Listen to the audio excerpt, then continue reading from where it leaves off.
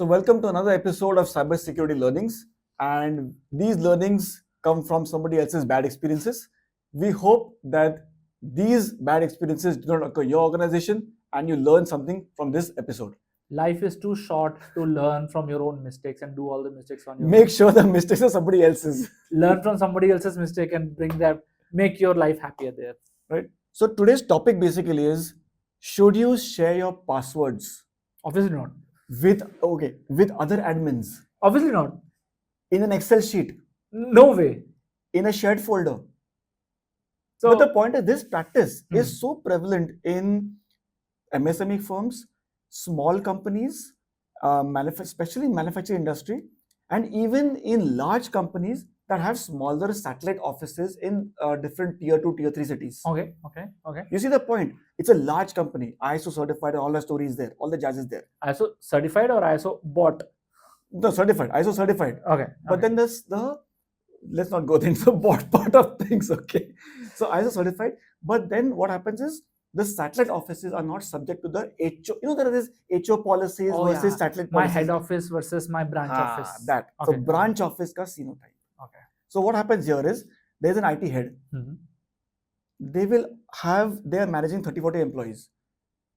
They will not give them the password. Why? Because no, we don't want to share the password. Hey, but that's user's password. No. We don't. So how would the user log in? No, the user forgets the password. User are meant to forget a password, right? No, there is no reset mechanism. Or even worse, this password is stored in an Excel sheet somewhere. No, why? Cut down to one step before. If the user doesn't even have password, how is going to log in at maybe some other place? So the person logs into the machine for them. Okay, and if I have to check my mail from home or from my phone? No, the home part is not allowed. Oh, you cannot check it from home? No. No. So no COVID, no work from home. No work from home. So this largely happens in largely work from home situations where work is carried out in shifts. Okay. Shift I can understand. And where the device is not going out of the organization. Okay. Security by physical security. By physical security, whatever. Okay. Those who take the laptop out, device out, maybe they have this provision. But my bigger point is, tomorrow, if something does go wrong, how do you trace back who has done this thing? The repudiation part of it. Okay. Because obviously the person who is logged in to the machine, in the security log or the scan or whatever it is, it'll show up as this user has done it. Right. But then the user will say, "Meko password pata nahi hai." I don't know password. My password is known to the Or IT. even if the password is known, the user cannot change the password or for some bizarre reason. And then the admin also knows, and now some other admin also knows, and then the third admin also knows. Okay, so let's take a scenario. Now we have 3 administrators in the company. Right. 3 of them know the password. Right. And the user does not know. Yes. So in case something goes wrong, who's to be blamed out of these 4? You tell me. Oh no, there's no blame game. They're all good people. Yeah. Fair enough. Continue. So you see, this is the problem here. Now, if something does go wrong, in a manufacturing environment, there is obviously some sort of a place where some actual tooling or some production is happening somewhere. Yeah. The OT connected PCs. OT environments, right? So now there's a computer attached to this thing, and there's some USB key that goes in and whatever. This is the program data. Okay.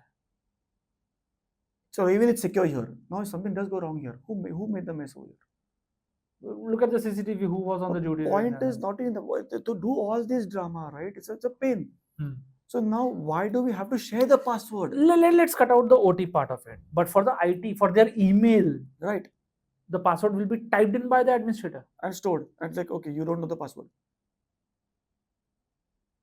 Can I resign from this company? No, I'm not even working in this company. Fair enough. Next. So that is the whole situation is like, why does this practice exist? Let me take wild guesses here.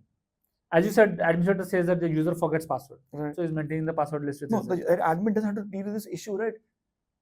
In the entire because in this case, the user is never forgetting a password because they don't even know it. But if you give the password, the user will forget the password. Now admin has to go and reset it. Oh, hang on. But there is as they say, silver lining to this cloud. Because the user does not even know the password, how will he log in from an insecure environment outside the company? You cannot.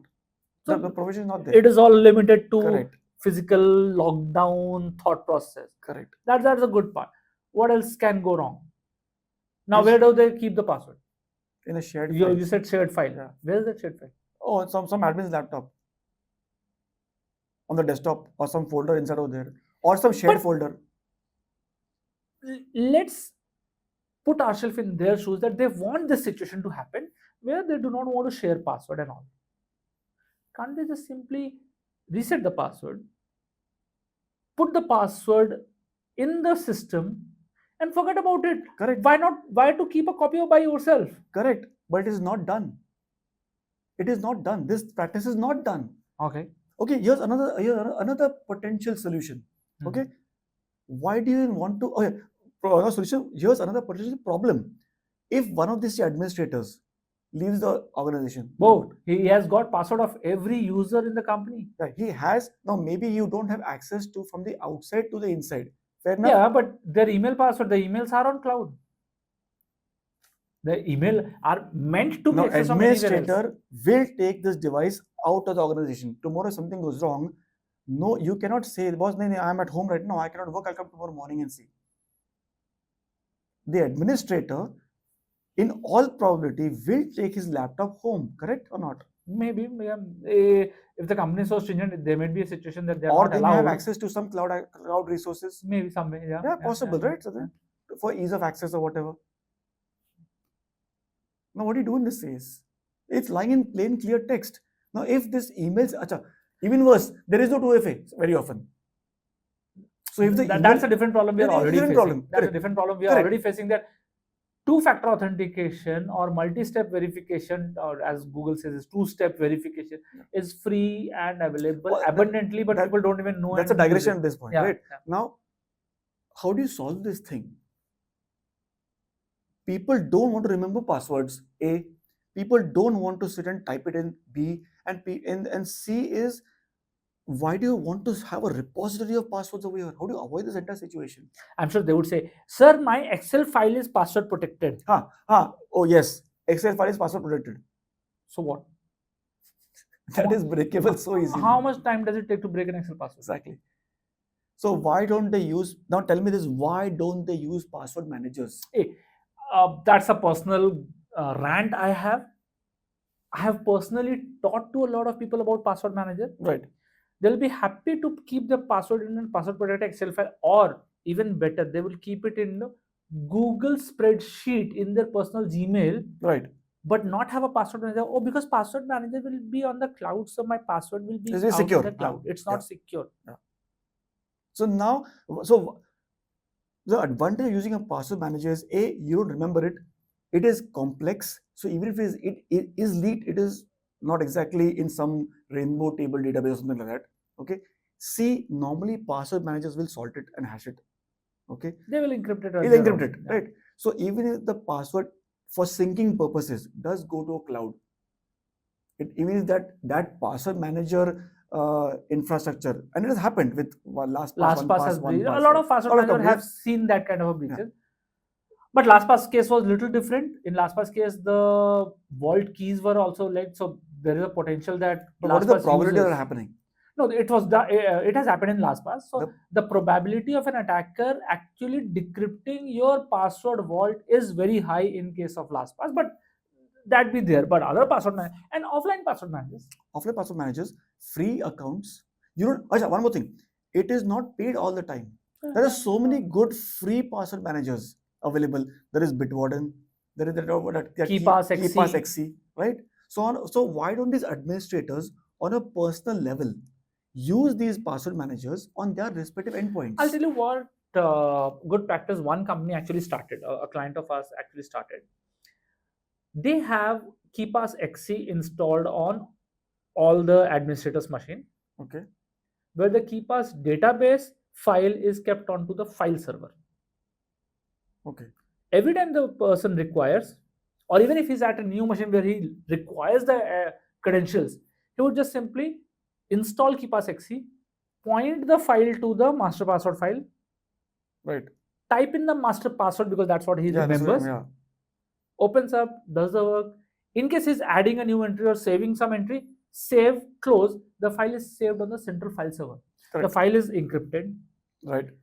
available only inside the network environment, Right. known only to the set of administrators, Right. has a master password to it, Right. and then in case of an administrator leaves, suppose the administrator goes out with the can be revoked. password database file, they can change the password and update the new password file. I can be revoked. And it's easy syncing within the company environment. So why not or rather, they don't do that, we know, but it's a good idea for the administrators, or rather, what is the solution here? Right. The solution here is, why don't they keep a centrally located password encrypted file, right, password database file? I would suggest, I will just go ahead and suggest this tool, KeePassXC, open source, free, works on multiple environments. Right. Just use that and have one master password. Or you know that Bitwort and whatever. This is free one. KeePassXC will not have a browser extension. Yeah, exactly. It will not make your work that easy. Exactly. But still, and most of the admins end up working in a Windows environment. Very few people work on a Unix environment. There are, at least on the server side, they have. But Sure. still, where they can copy paste the password. Right. And that way, they are not limited by the minimum of their password policy. The corporate password policy say minimum of 14 characters. What stops you from keeping a 72 character password? Correct. Not in 72. The point is that it's more easier. Just stop this practice of Excel sheets. At least that has to be stopped. And so if that is just my first. Sorry, if you have an arrangement of this kind where there's a password file which is kept locally and you have passwords, A, move over to a password manager, please.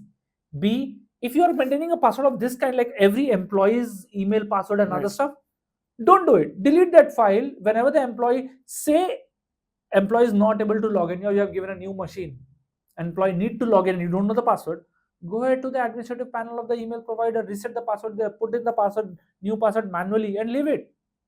You don't have to maintain that record. Why would you ever require that password again? The moment you require, just go ahead and reset it, because you are the administrator. Correct. And you have reset rights. Yes, you have the reset rights. What is the problem? And please use multi-factor authentication wherever possible. Correct. I can't stress that more. Anywhere it's possible, please enable it, enforce it, and make sure it is actually enforced and used. As part of the because one more problem is like, for the reset part, if you don't do the reset thing, people actually take this password from the Excel sheet and send to them on via text message or some chat. Okay, here's your password. So now it is also known, but the user may not use it. The frustrated episode ends here. The bottom line, please use MFA, please use password managers. The frustrated episode ends here. Please take care and please don't repeat these mistakes in your organization. Cheers. Thank you.